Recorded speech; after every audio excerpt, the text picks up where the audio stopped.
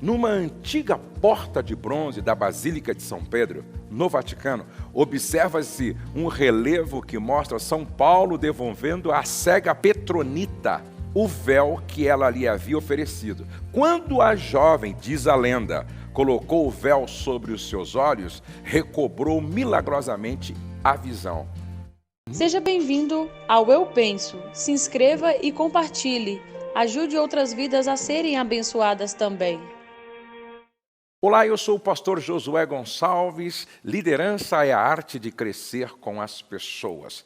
Eu vou estar falando em vários vídeos sobre liderança. Liderança a partir de 2 Timóteo, que é uma carta pastoral que Paulo escreveu. As cartas pastorais são 3. Tito, 1 Timóteo, 2 Timóteo. E eu vou estar falando sobre segunda carta de Paulo a Timóteo. Vamos então para a nossa reflexão de hoje.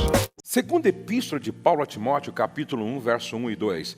Paulo, apóstolo de Cristo Jesus, pela vontade de Deus, de conformidade com a promessa da vida que está em Cristo Jesus, ao amado filho Timóteo, graça, misericórdia e paz da parte de Deus Pai e de Cristo Jesus, nosso Senhor. Para que nós compreendamos melhor essa epístola de Paulo a Timóteo, nós precisamos conhecer um pouquinho a história. E eu penso que esse vídeo é fundamental para que os outros façam sentido para você. Vamos conhecer um pouquinho da história que envolve esta carta. No ano 64, o imperador Nero mandou incendiar um bairro da cidade de Roma a fim de, presenciando ao incêndio, ele se inspirasse para escrever um poema épico. Olha que loucura! Um poema extraordinário, fora do comum. Contudo, o incêndio teve consequências dramáticas. Se alastrou, destruiu quase 4 bairros, deixando desabrigados milhares de pessoas. Em face do resultado danoso e irresponsável, ele e seus asseclas precisavam tomar alguma providência e então colocaram a culpa nos cristãos para cobrir o abominável desatino. E por esta razão, a partir do ano 64, Nero empreendeu uma busca impiedosa, louca, contra os cristãos. Homens, mulheres, velhos e crianças eram presos e encarcerados. Veja só, homens, mulheres e crianças eram lançados aos leões na arena e devorados pelas feras. Outros eram envoltos em betume, amarrados em postes e incendiados para iluminar o palco tétrico das covardias que aconteceram no Coliseu romano. Realmente, Nero era um monstro, era um louco. Paulo, ao deixar a Espanha, percorreu as igrejas do Oriente, nomeou Tito, bispo de Creta, Tito capítulo 1, verso 5. Em Éfeso, ele nomeou Timóteo, bispo de Éfeso, 1 Timóteo 1 e 3. Em Nicápolis, passou o inverno, mas sentiu uma vontade irresistível de voltar a Roma. Tito e Lucas estavam em sua companhia. Por necessidade de atendimento aos núcleos cristãos, Tito foi enviado a Dalmácia, 2 Timóteo capítulo 4, verso 10. Agora, vamos ver a prisão, a condenação e a morte do apóstolo Paulo para você entender a epístola. Paulo voltou a Roma na primavera no ano 67, somente acompanhado por Lucas. Ele empenhou-se no trabalho de reconstruir a comunidade dizimada pelas perseguições cruéis e covardes de Nero. Segundo a tradição, Paulo encontrou pousada à margem esquerda do rio Tibre, perto da ilha Tiberina. No local de sua última residência, ergue-se uma antiga capela dedicada à sua memória, São Pablo alla Regola. Aqui o apóstolo Paulo foi preso, acusado de chefiar a seita cristã.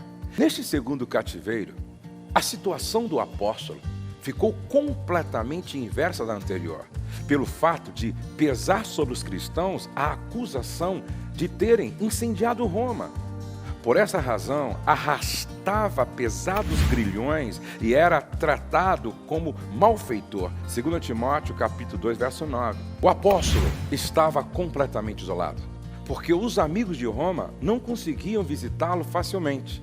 Eubulo, Pudente, Lino e Cláudia só podiam procurá-lo com muita precaução. O caso de Paulo devia ser julgado pelo tribunal imperial. Nessa época, Nero percorria a Grécia disfarçado em comediante, mas deixou em Roma como substituto o terrível Hélio.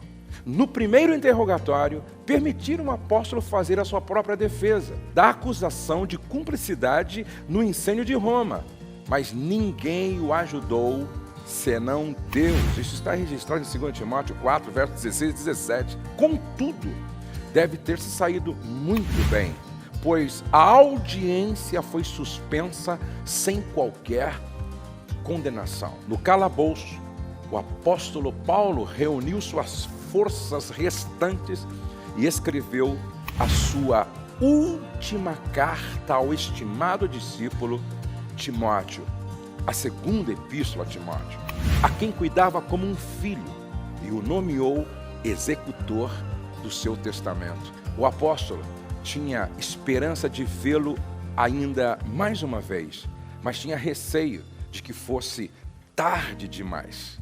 Todavia, a carta pede que ele venha o mais depressa possível e que trouxesse Marcos em sua companhia. Pede também uma velha capa que deixara em Troade. A friagem do calabouço estava minando rapidamente a saúde do velho apóstolo. No outono do ano 67, foi agendada a realização da segunda sessão do tribunal. Paulo não tem ilusões. Sabe que esta sessão terminará com sua entrada no reino dos céus. Ele mesmo então escreve: combati o bom combate, concluí minha carreira, guardei a fé. De resto, me está reservada a coroa da justiça que o Senhor, justo juiz, me dará naquele dia. O segundo interrogatório terminou com a sentença de morte.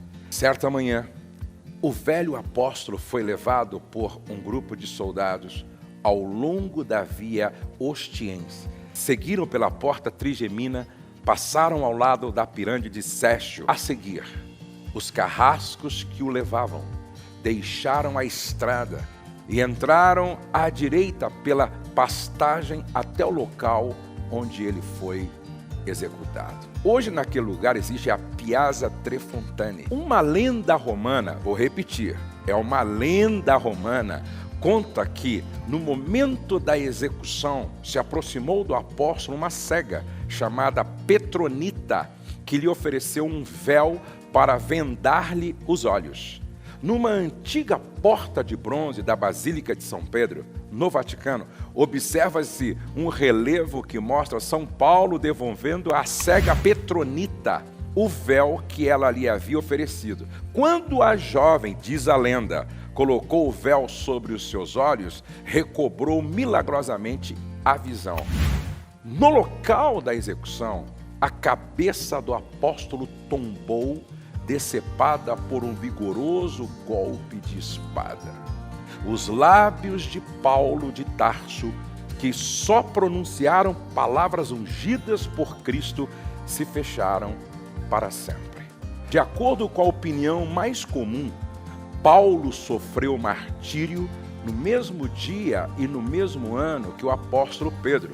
Todavia, alguns estudiosos disputam se foi no mesmo dia, mas não duvidam que aconteceu no mesmo ano.